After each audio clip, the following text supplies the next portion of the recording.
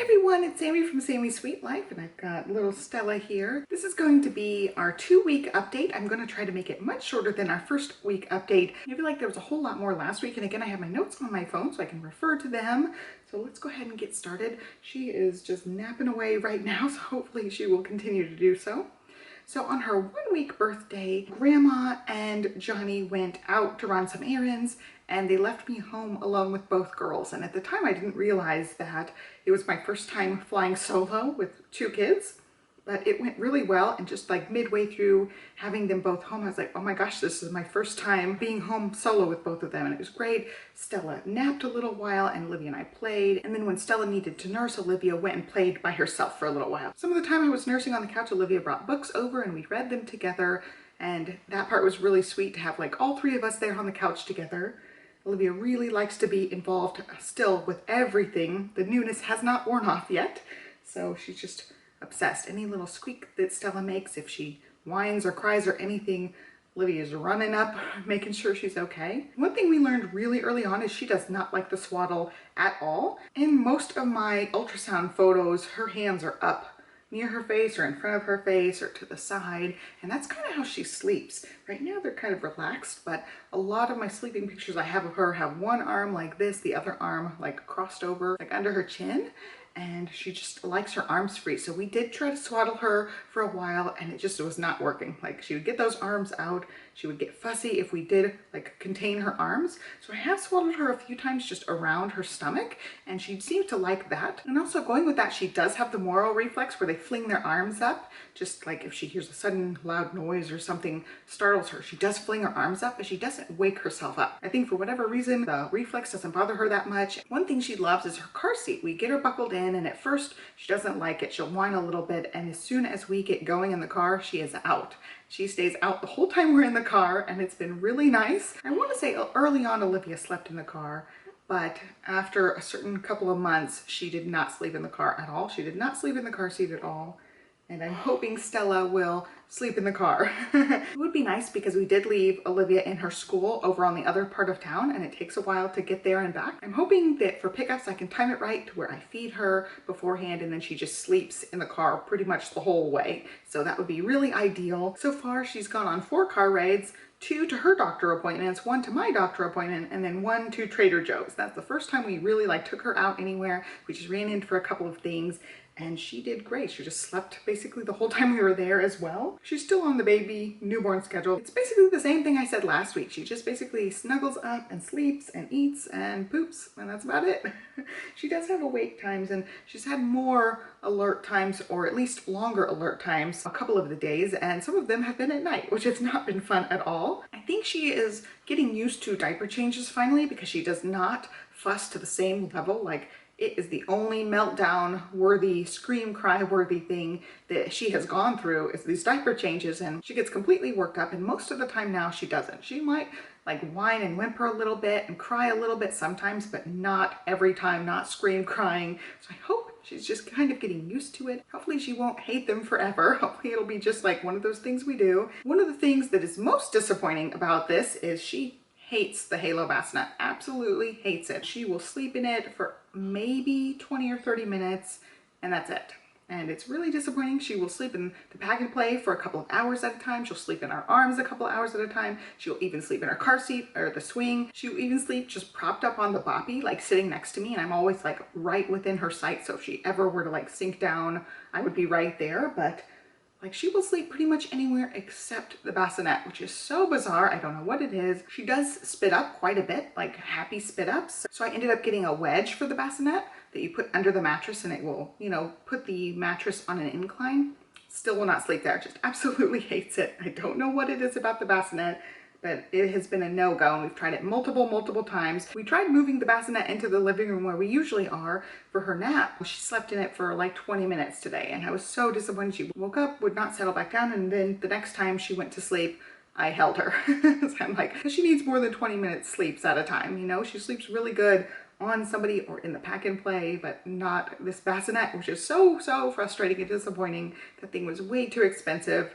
And I was just hoping that it would be great, and it just hasn't been so far. But basically the only time she cries is when She is getting a diaper change. She grunts here and there, and like when she's trying to poop, she will grunt. Basically, a lot of babies will do this kind of grunting thing and moving their body thing around because they don't know how their muscles work yet. So she's still learning that. I feel like that can take a few months. It doesn't seem to make her distressed, like she doesn't cry out or anything. She just grunts a little bit, does her business. And also same with the spit up. She will spit up and not seem upset about it at all. And we talked to the doctor about both of these things. Actually, we talked to him today about these things.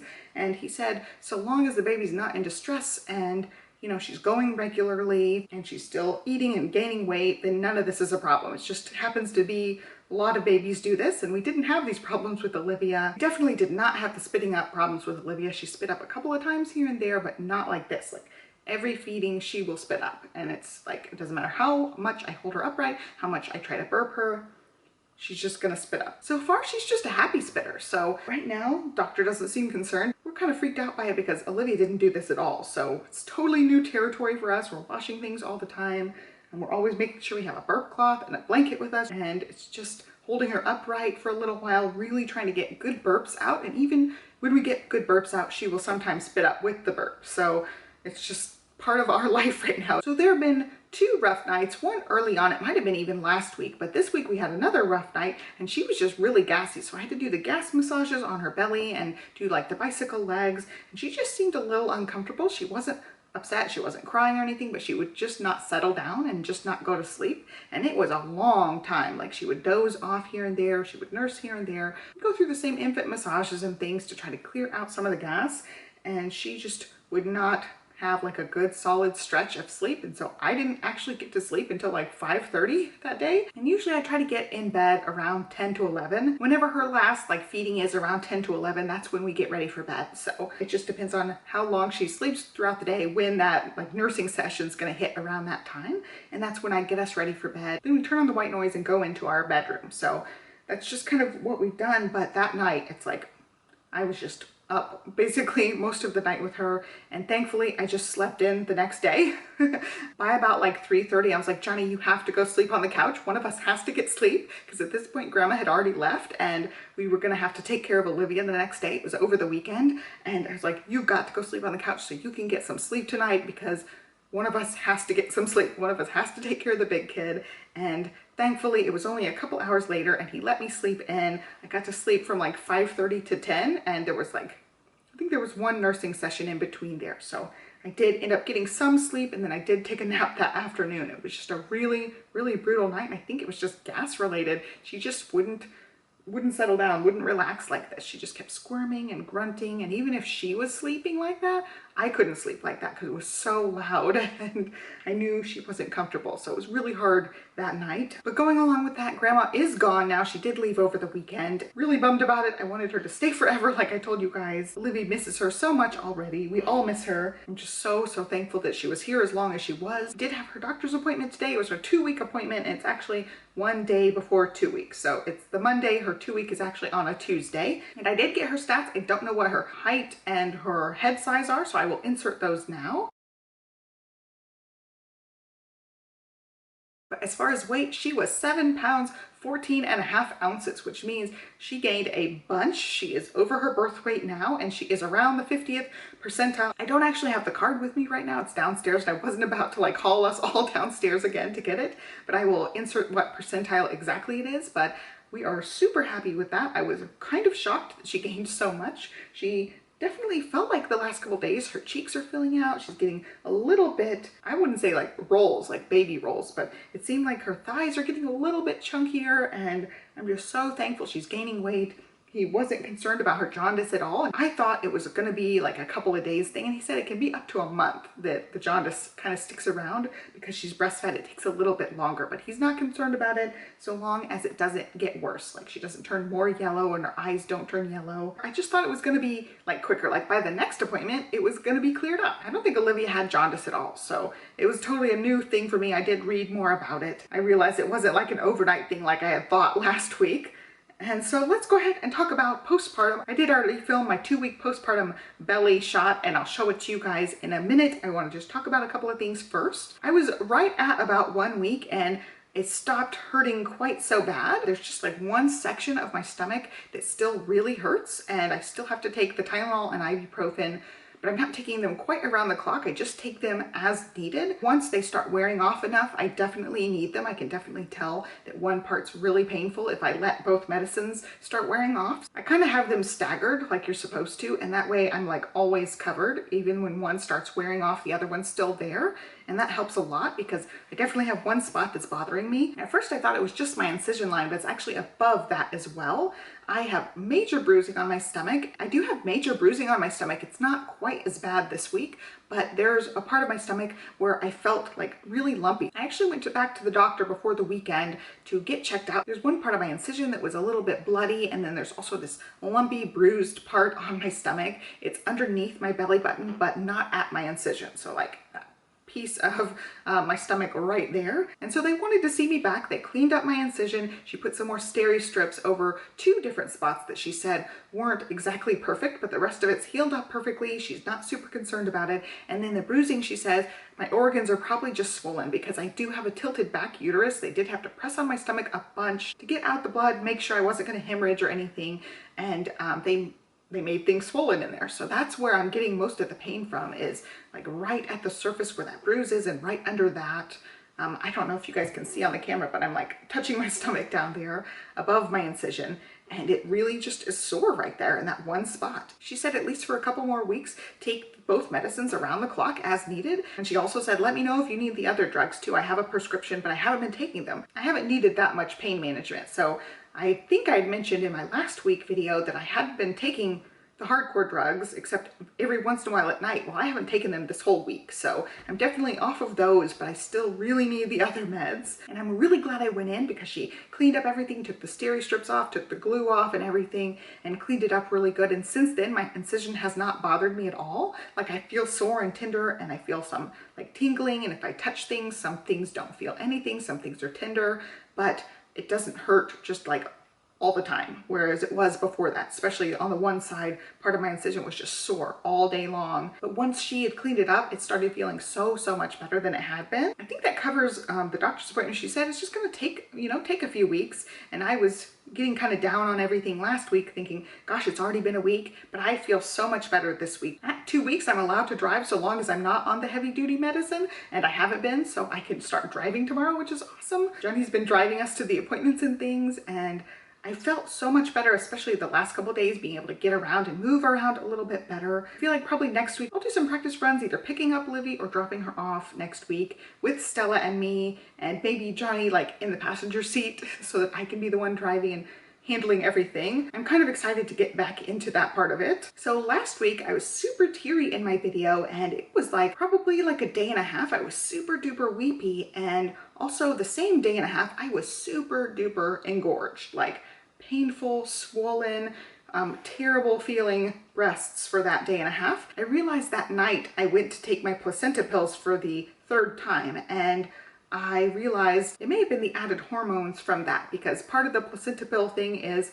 they do give you your natural hormones so you don't have a big hormone drop. They also can help you with your milk production, and I had oversupply with Libby's pregnancy. I don't know if it had to do with the placenta pills at all, but since I've stopped taking the placenta pills, I have not cried at all. I haven't been super emotional at all. And I also have not had engorgement issues at all. But going along with that, I did one thing when I started really feeling miserable being engorged. I started doing block feeding, which is you feed on one side for a couple of hours and then you switch to the other side, because that signals to whatever side's engorged and not being used. It tells that side to slow down production. So you're really like cueing your body to say, okay, you're producing too much milk, and it slows one side down. So I don't know if the blocking helped, but it seemed like the next day I was basically back to normal, and I have not had major engorgement problems since. So I don't know if it was the placenta pills. I don't know if it was the placenta pills or just part of my milk coming in, but I feel like it wouldn't have regulated so fast had it not had something to do with the placenta pills. I definitely want to try the placenta pills again and see if I have the same kind of reactions to it.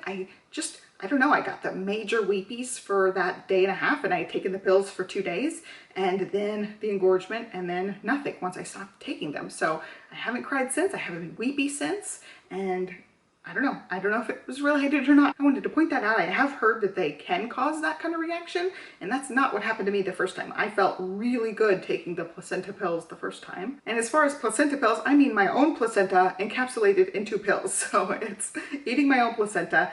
It is very weird, but it seemed to help last time, and this time it's not seemed to be so good so far. So I will give them another chance in a little while. Since Grandma has been gone, I have started up cooking again. I basically cook 2 to 3 meals a day, depending on if we have breakfast or lunch, or just kind of a combination breakfast lunch. But I did end up cooking during week 1. I cooked a pot roast, and it was just an Instant Pot thing. I just dumped everything in and cooked in the Instant Pot. So it was super easy. All the meals I'm making now are either like dump and go recipes where you just throw everything in the Instant Pot, or they are really like basically already made. I just have to heat things up. I ordered a bunch of food. I have not been doing grocery hauls. I will be back to that actually probably once Johnny goes back to work. Probably 2 more weeks of me not being on much of a filming schedule. I ended up getting some HEB soups and crab cakes to have like a seafood night, and so it's like things I just have to heat up, basically. We've done a lot of meals like that. Tonight I'm making ravioli lasagna, which is basically all the ingredients in lasagna, but you have ravioli instead of noodles.